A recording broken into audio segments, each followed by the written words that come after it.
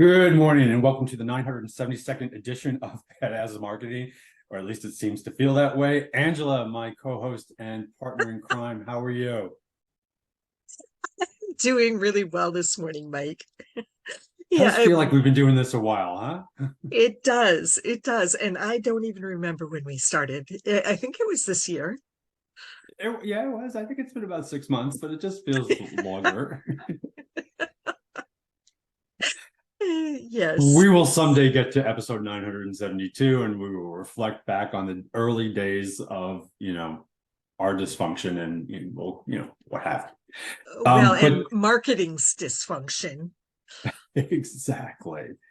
So today we are going to talk about newsletters and all that entails, which is huge.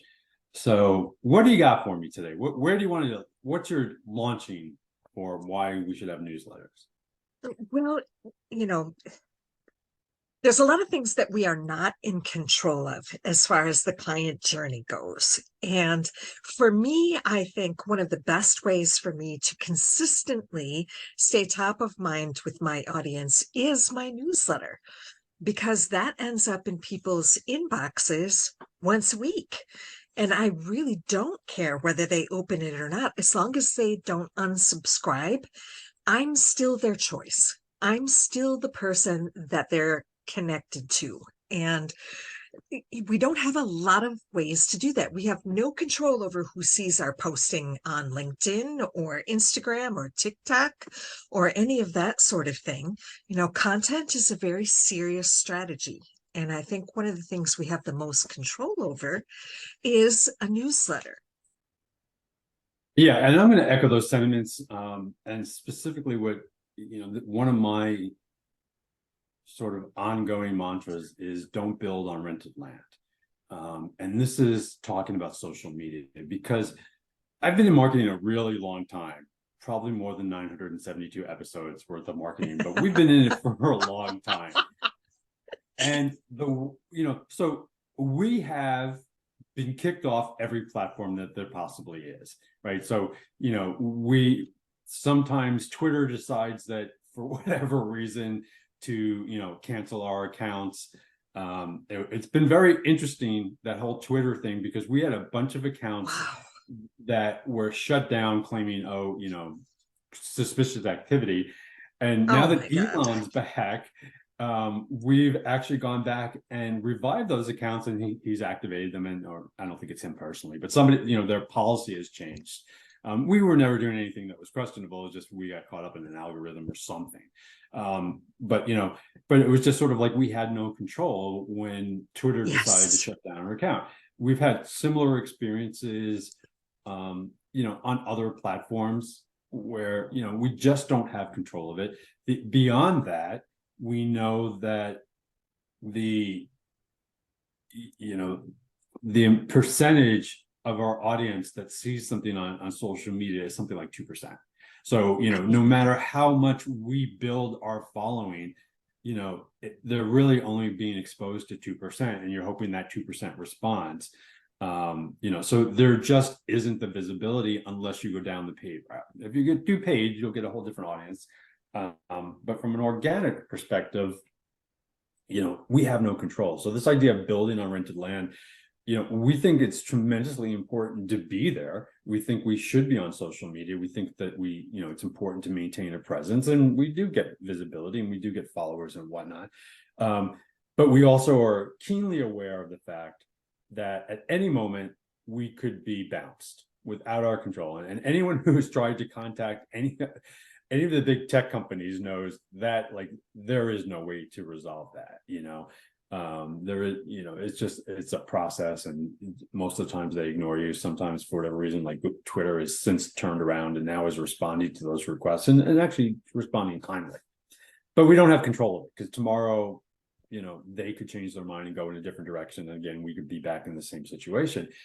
So for us, we think the newsletter provides a direct route to our audience. We have their information. When we get bounced off of whatever platform of the moment that we're using, we still have a way to touch our audience. And we think that's tremendously important to have that direct connection. Like we send out emails, everything is permission based. We double opt in, make sure that, we're not spamming anybody, making sure we're respectful and all those types of things. Make sure we have quality content, whatever you should be doing. We try to do that as much as we can, but we have this direct connection. And what this allows us is we don't have to guess what is the platform of choice. We send it to their email, we post it on social media, we share it on Instagram, so wherever you want to be, we're going to be there too.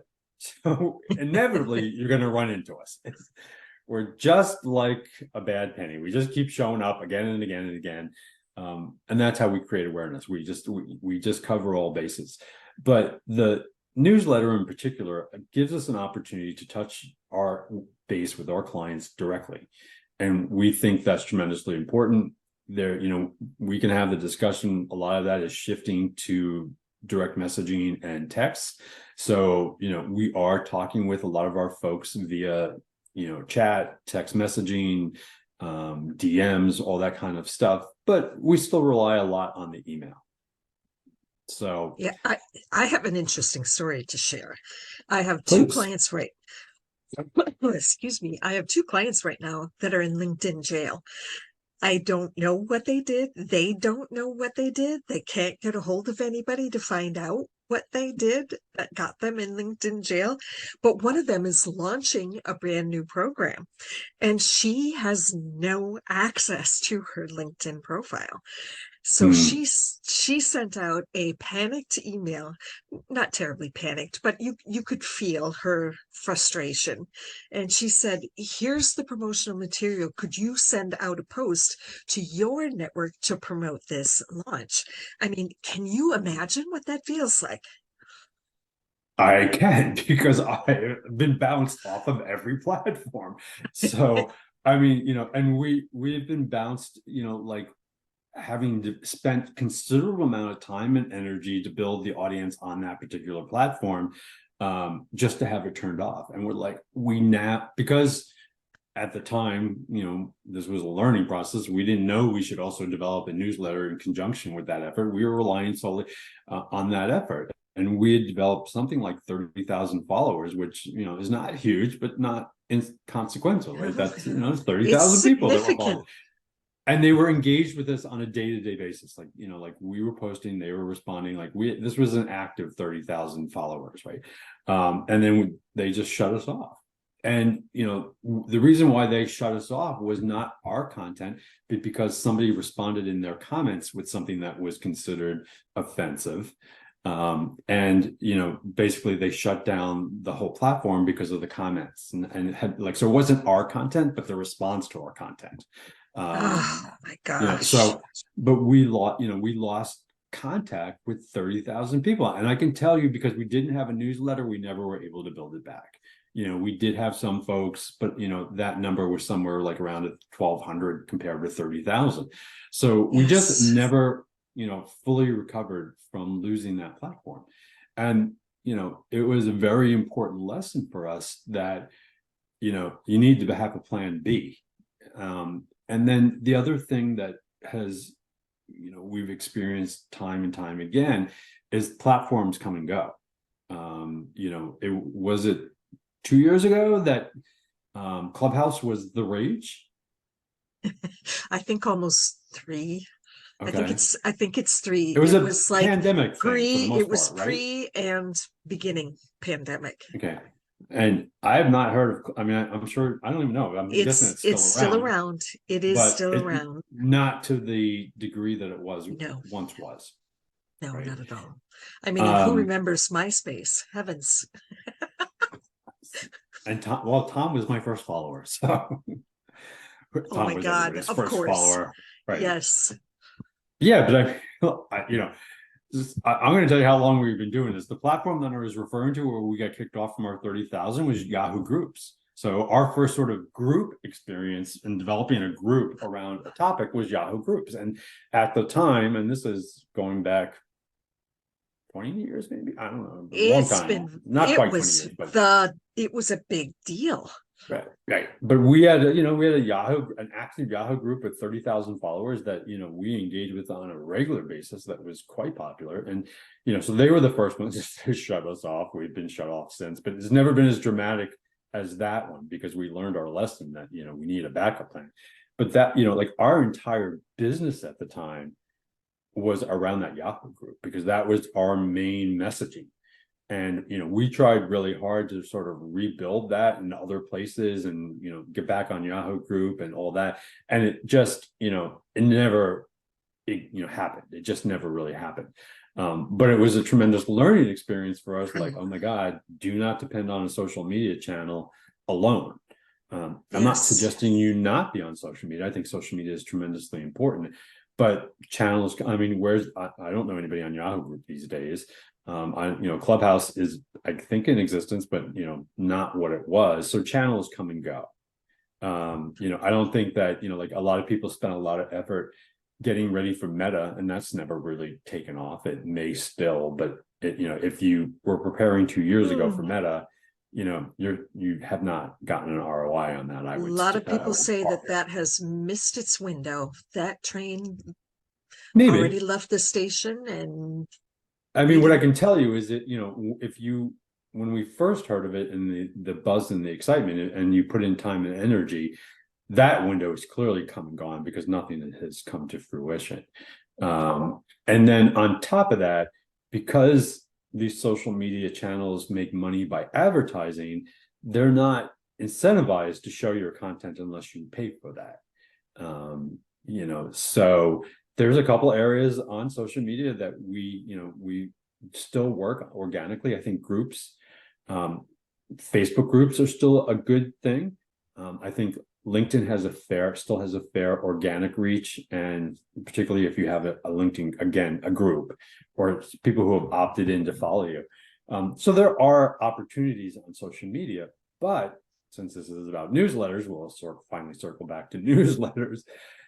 This ability to touch your clients directly, to whether it be a newsletter, whether it be a text, whether it be a reminder. And that's where we're going.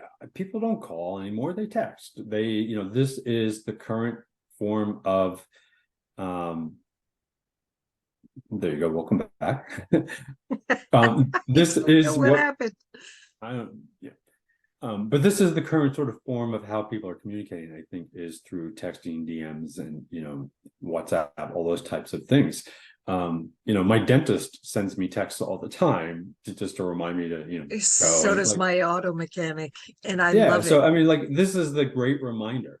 And this is where and I'm happy with that communication. I don't have to talk to anybody. I don't really want to talk to anybody. So these are these opportunities. So whether it be a newsletter, and I'm going to lump newsletter and texting and all that together, because what I'm talking about is having a direct access to your audience.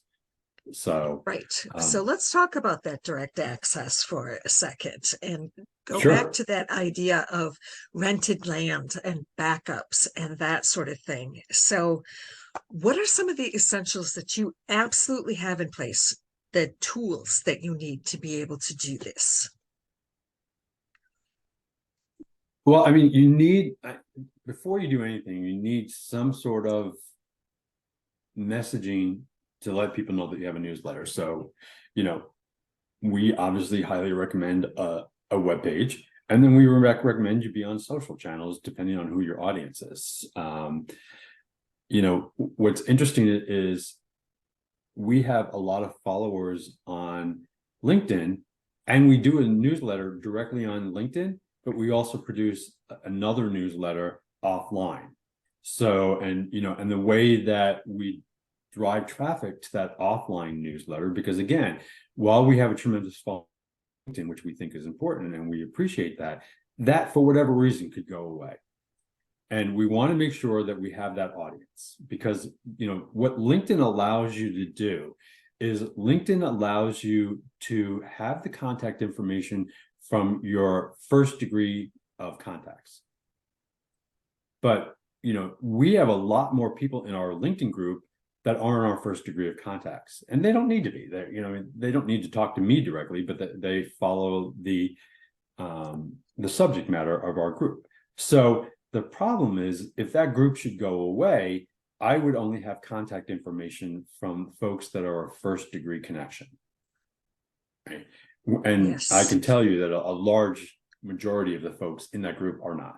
And I'm not, and LinkedIn also limits how many first degree, is it 5,000 is for your first degree? Like, how many connections can you have? Do you remember? 30,000.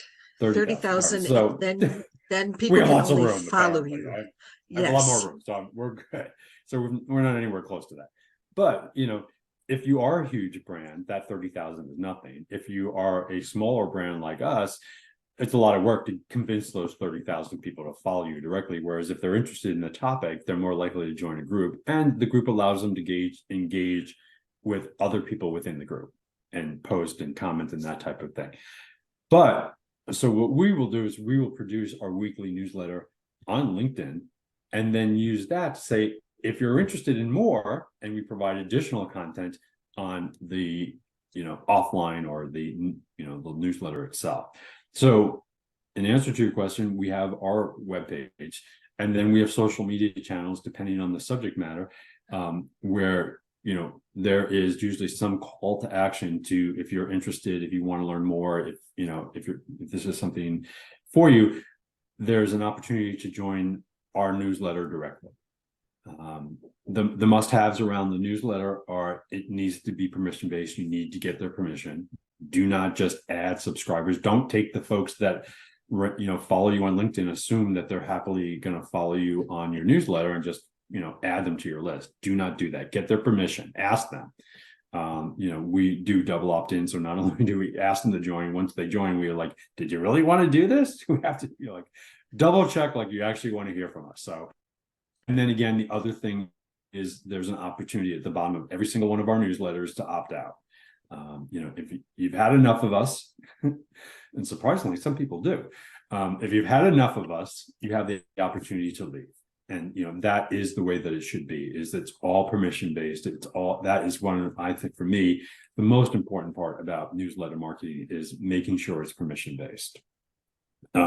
There's a whole host of newsletter platforms. There's Mailchimp, there's ConvertKit, there's, you know, there's a Constant plethora Contact, of them. Active Campaign, just Exactly. a gajillion. And, you know, and I don't have a, you know, a sense or a preference one over the other. Some of them have slightly different features. So depending on what you want to do, some are just more straightforward, like others like ConvertKit give you more of, you know, if you're focused on drip campaigns and, you know, making, you know, sort of creating these funnels, that seems to be more conducive to ConvertKit. I think Constant Contact somewhere in the middle of that. You know, they're all just legitimately good, and it's a question of pricing, it's a question of features. But, you know, I don't have a particular preference one over the other. They're all fine. I think having a tool is much better than trying to manage your email list directly from your own email. Some people do. But I think that's a lot of work, and follow-up is tough that way. And it's not very effective. You know, we have, I mean, as far as segmenting and things like that, but we're talking about fancy stuff now. right. And then, you know, like, we use newsletters in Shopify, and, you know, for our e-commerce clients, and it's a great, so it's a Shopify product that embedded within Shopify, and it's, you know, it is designed for Shopify, so it's perfect, because what we're able to do is we're able to write about our product, and then, you know, because it's a Shopify platform, it allows us to embed that product directly into the newsletter, so that people can just click and then go to and make the purchase. So, you know, for Shopify, we use the Shopify newsletter, and it's a great tool, and we're very happy with it. So, you know, while I think it's important to have some form of newsletter tool, I don't have a preference, you know, really depends on the platform. And then we have other clients that have no interest in the newsletter, but they want to touch their clients via SMS messaging, again, permission based. But they want to be able to send out a ping and, like, oh, we're having a sale today. Come in today. This is a retailer, you know, and, you know, so it's a quick reminder or something like that.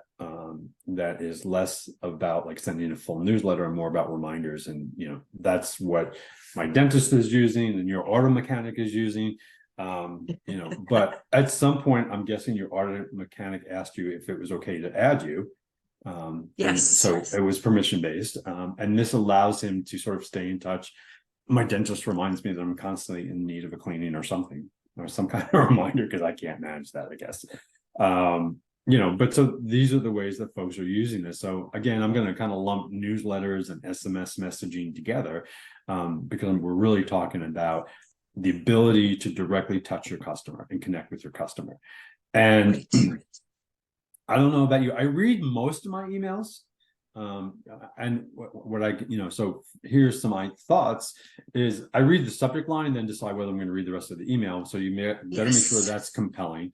I read all of my texts for some reason. So like, I mean, it's just, you know, as things sort of escalate, I think people, you know, if you get their permission, they read the text. Like, do you read your auto mechanics messaging?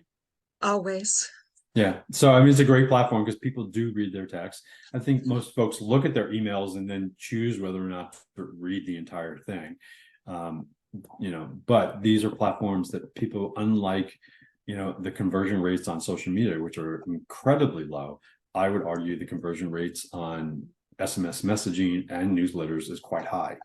So once, if you can get them to Yes. sign on, you know, you will reach them.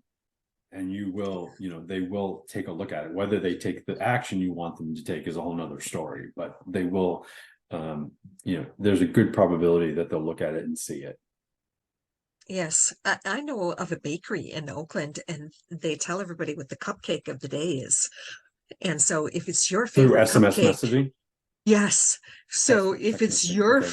favorite cupcake, you're going to And it's get going to your run butt out. So hurry down there. now. And then back to my auto mechanic. I mean, he knows that I have a Prius. And so very early on in the pandemic, he sent an SMS out to everybody that had any kind of a catalytic converter on their car. Hey, we've got time. We can put a cover on your catalytic converter. And he, I mean, he was Did busy. you I mean, bite? of course I did. There you go. Say it works. See, folks, it does work. I thought it was a perfect opportunity. I mean, I got in right away. He said, hey, we've got all kinds of time. Come on in. We are using all kinds of pandemic protocols. Come in and get your catalytic converter. Rest easy. And what do you think the likelihood, had he post that on Facebook, of you having seen that?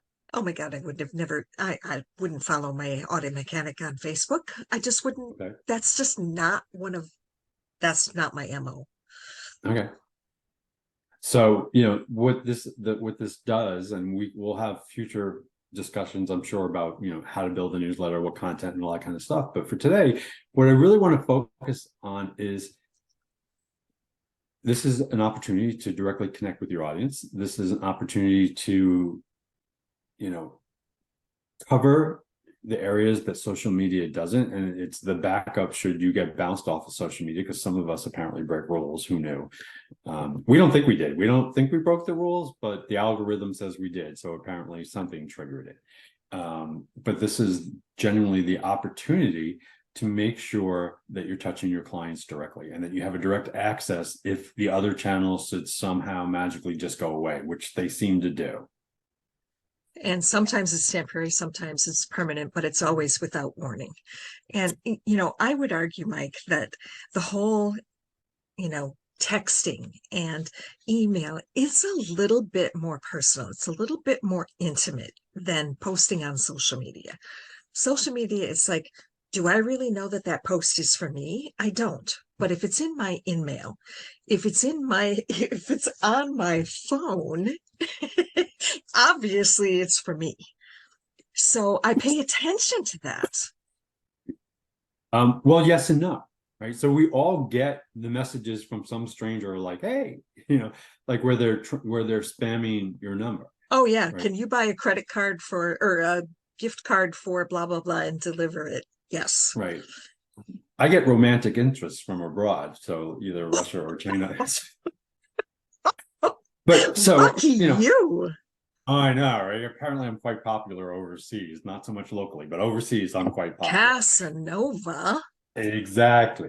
But, so what that speaks to is there is spam within these channels, Yes. obviously. So it is tremendously important to respect the opt-in options and the permission-based aspect of it. And then B, make sure that, this is a great opportunity. Don't screw it up. Don't Yes. don't spam people. Don't just randomly send stuff that isn't really relevant. Um, you know, I only hear from my dentist when it's appropriate, which is perfect. You know what I mean? He sends me reminders, he reminds me of appointments, he reminds me if I'm overdue. I'm sure that your mechanic is of a similar vein where, the information is relevant when you need it, but he's not sending you the, hey, we're doing mufflers today and tomorrow we're doing brakes. Because if he abused it, you would either, discontinue following it or just not, or ignore it. Yes. I mean, and he always starts out by saying, based on our records, you have a Prius and you might need a cover for your catalytic converter. Based on our records, you should be close to the time for an oil change. Oh my God, Based we on love a, database marketing.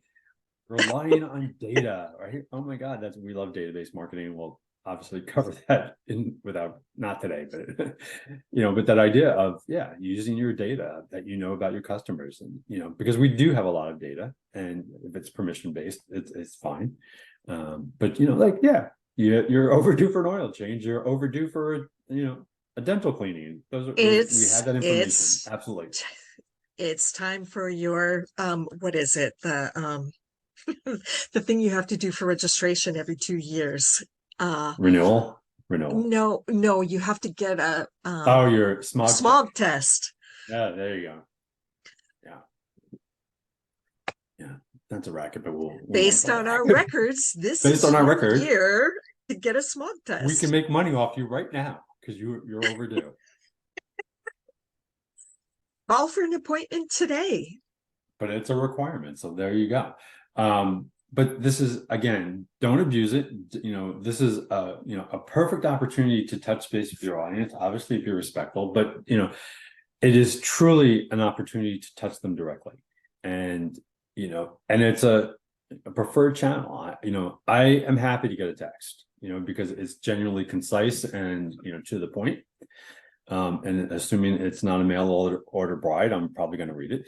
I read those too, but I delete them, so not in that market. But this is a great opportunity to touch your clients directly. And again, it's not to replace social media. It's not to replace the other marketing you do, but it's in your spectrum of creating brand awareness. And so let's talk a little bit about frequency, Mike. Because I do have people who send out quarterly newsletters, and boy, I don't feel like I'm getting touched often enough. Quarterly is pretty, I forget about you. What'd you have for lunch yesterday? Um, um, Exactly. So, like if you're going to wait 90 days to remind me about you, I've forgotten about you. I can't remember what I had for lunch yesterday either. Right. And what the whole point of the newsletter is to oh, I help you had remain gumbo at top of Aroma. mind. Oh, you remembered? Oh, okay. Yeah. But it took way too long. It was not Right. top of mind. Right. But the point is brand awareness. Part of brand awareness is helping you remain top of mind. And we're tremendously busy these days. We have a gazillion things going on. So if you're going to wait every 90 days to remind me, hey, I'm still out here, like there's a good probability that somewhere, in that 30 or 60-day window where you haven't touched base with me, somebody else is going to come along and remind me, hey, we're out here too. And, I'm going to remember the last thing I saw. So for brand awareness purposes, I have a hard time with clients that want to do it on a 90-day basis. I'm like, just not enough to be top of mind. Most of our clients aren't happy with the fact that we tell them you should be doing this weekly. That, and there are some, I get some newsletters that are daily and that are genuinely valuable enough that they are daily.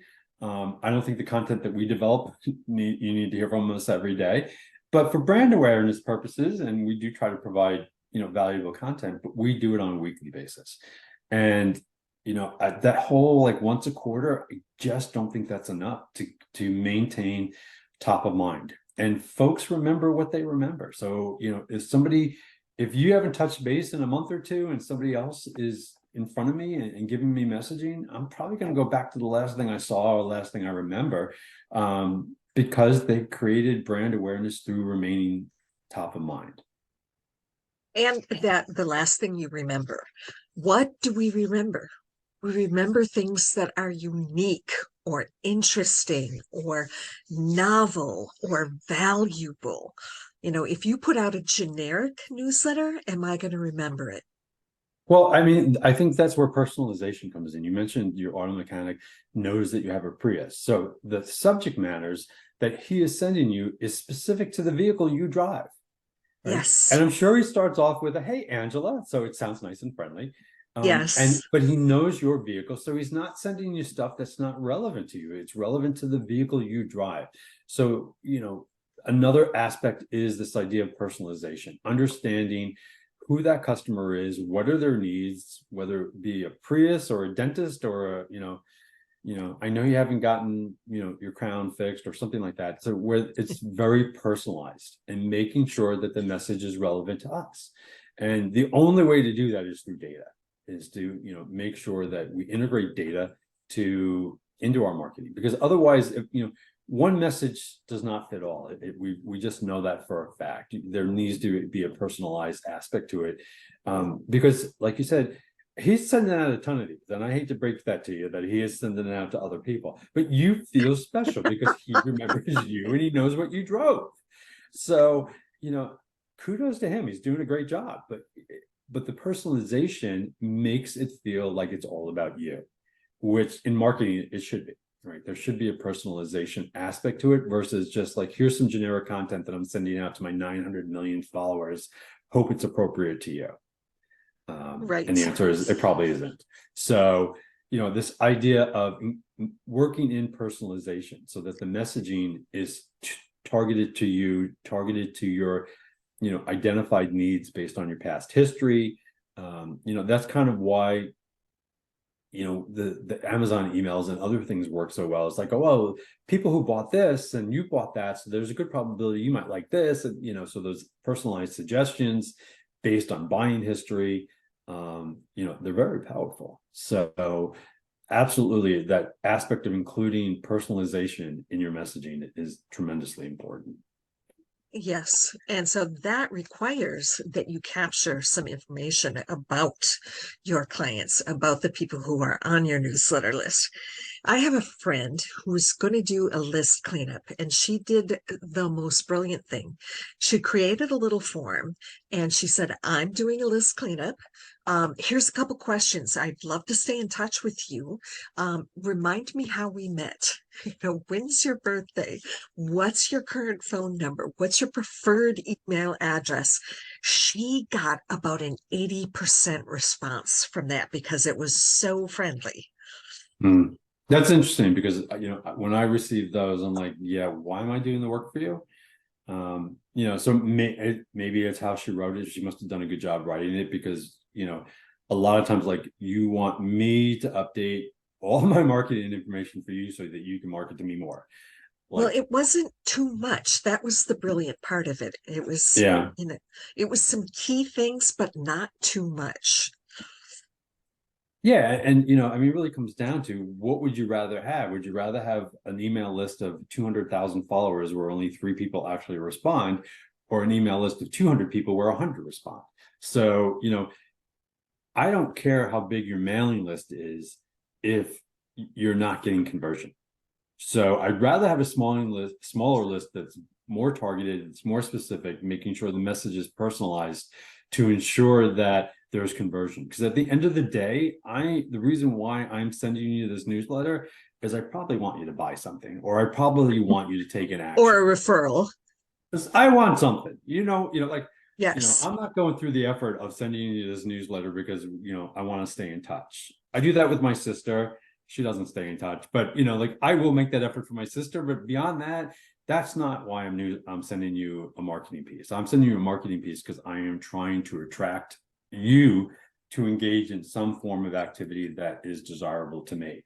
So, really the size of your, audience is less important than I think the conversion of the messaging. Like, does this convert to a warm lead? Does this convert to an actual client? What are the metrics that follow this? Because what really, at the end of the day, I don't care what you're doing. What we care about is whether or not we're building our client base. Right. Right. So there could be lots of different calls to action, and you don't want to use a call to action every single time you send out one of your newsletters. Buy my high-end package of what, and sometimes what I'll get from my newsletter is somebody's like, oh, hey, I need a speaker for my association. That's an opportunity. If it's my target audience, that is a wonderful opportunity and a wonderful reason to stay top of mind. So it might not be a direct conversion, but it's the possibility of future conversions. Absolutely. So I mean, just to sort of summarize, we think that having the ability to touch your clients directly is important. We're not suggesting it's a replacement for social media and other channels, but a complement to those channels. To have that backup should, for whatever reason, that not work. The best thing is to use the social media channels to redirect those folks to a direct messaging campaign, such as social media. Make sure that there's a personalization aspect to it so that it feels like the message is actually relevant to me. Make sure that it's permission based. Make sure there's the opportunity in every email to opt out if they don't want to hear from you any longer. There's nothing more frustrating than trying to find out the opt out button just to realize there really isn't one. Make sure it's relevant, and this will give you the opportunity to stay top of mind. I think in answer to your question, for us, we think it's weekly. For others, some are daily, depending on what you're offering. I'm guessing, how often do you get the cupcake reminder? Once a week? 5 days a Daily? week. Yeah. Daily. It's And you, daily. and you signed Has up to because you be. just don't want to miss one, right? It's so interesting to see what they do. Yeah. But it's like, oh, that's cool. And it's not invasive. It's not, it doesn't take much of your time. I'm sure it's pretty quick. You're just like, oh, pumpkin cupcakes. Pumpkin I'm there. spice. Get out of my way. Yes. So there's lots of opportunities. We can delve into newsletters and content and all those types of things in future episodes, but we just wanted to touch base with the importance of having a newsletter, the importance of having the ability to touch your audience directly, whether it be a newsletter, whether it be email, whether it be SMS texting, whether it's WhatsApp, whatever your direct sort of channel to these folks are. Be respectful. Don't overdo it, because if you abuse it, they will shut you down and turn you off, or unsubscribe. So you want to be respectful of that. Make sure it's permission based, but don't ignore this. This is a valuable channel that provides the opportunity to stay top of mind. I do want to add just one little warning. Yesterday, I went through a whole bunch of my emails, and there were several of them newsletters that don't have an unsubscribe. So what I did was I actually blocked them and sent them to spam. Now, if this happens to you too many times, you get in trouble even on email, and it affects the reach, and you could get shut down. Number one priority is it has to be permission based, and part of being permission based is you have the right to leave. So it is essential for compliance purposes, forget everything else, but to legally be compliant, they have to have the ability to leave, and there has to be an unsubscribe button in whatever you're sending them. I don't think that's an option in texting. I haven't explored that, but I know at least in email marketing that is a requirement, and it's business best practice to make sure there's an unsubscribe button on the bottom. Yeah, I've been through the same thing where I've had to hunt down how to get off this damn mailing list, and I am true, you know, like, and that even motivates me even more to get off the mailing list, right? Because it's like, that's just bad business practices. It's Don't want to end on rude. that note, but absolutely make sure it's permission based, make sure there's an unsubscribed option. But this can be a valuable tool for you to directly touch your clients and to remain top of mind. My newsletter is the core, it is the foundation of my business. On that note, we wish you a great week. If you liked what you heard, please subscribe, please like, please add comments. If you didn't like it, please like, add, subscribe, and add comments. We'll take them any way we can. We don't care. And we will see you next week in the next edition of Badass Marketing. Angela, thank you very much. Thanks, everybody. Have a great week. You guys too. Take care.